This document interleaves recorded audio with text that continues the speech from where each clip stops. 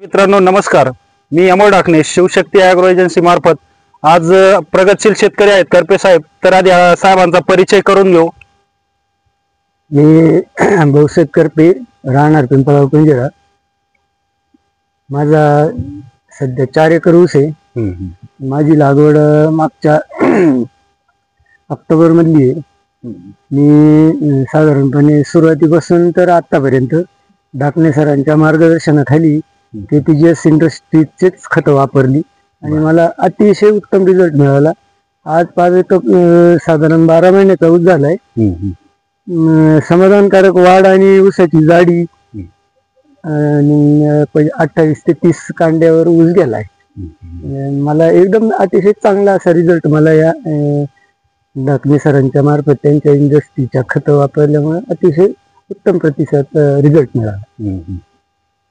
तर साहेबांनी ज्यावेळेस आपण ट्रीटमेंट चालू केली KPGS industry India private limited company आपली वरवणची आहे, तर या मार्फत टोटली बेसल डोस दिलेला आहे. तर त्यामध्ये शक्तिकोड असेल, त्याचबरोबर सम्राट स्पेशल असेल, सुपर निम असेल, वंडर ग्रो असेल, बुझाईम असेल, ऑल इन वन लिक्विड असेल, मायक्रोन्यूटन्स असेल, म्हणजे टोटली लिक्विड असेल, स्प्रे असेल, बेसल डोस असेल, तर साहेबांनी पूर्ण पॅकेज वापरलेला आहे. 2 डोस केले. एक बाळबांनी आणि मोठ्या बांधणीला केलं. तर एक सरासरी व्हिजिट वगैरे इतर कुठलंही न वापरता, म्हणजे रासायनिक वगैरे पण नाही वापरलं, तर फक्त तुम्ही आपलं कंपनीचं बेसल डोस सगळा वापरलेला आहे. तर आज तुम्ही ऊस पण बघू शकताय, म्हणजे आज 12 महिन्याचा ऊस झालाय. ऊसाला मेन काय जाडी वगैरे चांगली आहे. आता हा ऊस पडलेला आहे, 12 महिन्याचा झालेला आहे. तर करपे साहेब हे पिंपळगाव कुंजिरा, तालुका संगमनेर आणि जिल्हा अहिल्यानगर येथील आहेत. आणि हा रोडच्या कडीला प्लॉट आहे, अकोला रोडला हा प्लॉट आहे. तरी आज प्लॉट पण आपल्या समोर आहे. आणि मेन म्हणजे काय आहे की तुम्हाला काय सांगायचं बाकीच्या शेतकऱ्यांना? माझं सांगणं असंच राहील की जास्त रासायनिक मागे न लागता यांचे मला तर अतिशय उत्तम रिझल्ट मिळाला आहे. माझं म्हणणं राहील की सर्वांनी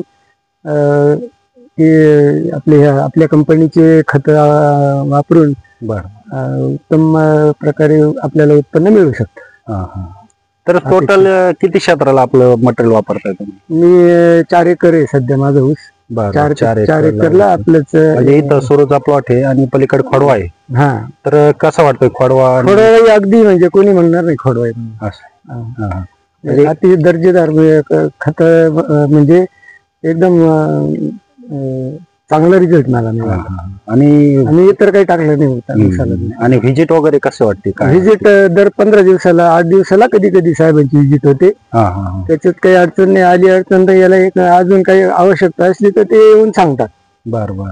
म्हणजे व्हिजिटचा तर अजिबात प्रॉब्लेम नाही. फोन केला तरी येणार. समजा त्यांची रेग्युलर व्हिजिट तर चालूच असते, पण आली काही आम्हाला अडचण तर फोन केला तरी ते अवेलेबल होतात वेळेवर. अजिबात अडचण नाही. म्हणजे रिझल्ट तुम्हाला समाधानकारक आहे? समाधान. आणि भविष्यात मी तर यांचाच वापर करणार. मुलाखत दिल्याबद्दल धन्यवाद. नमस्कार.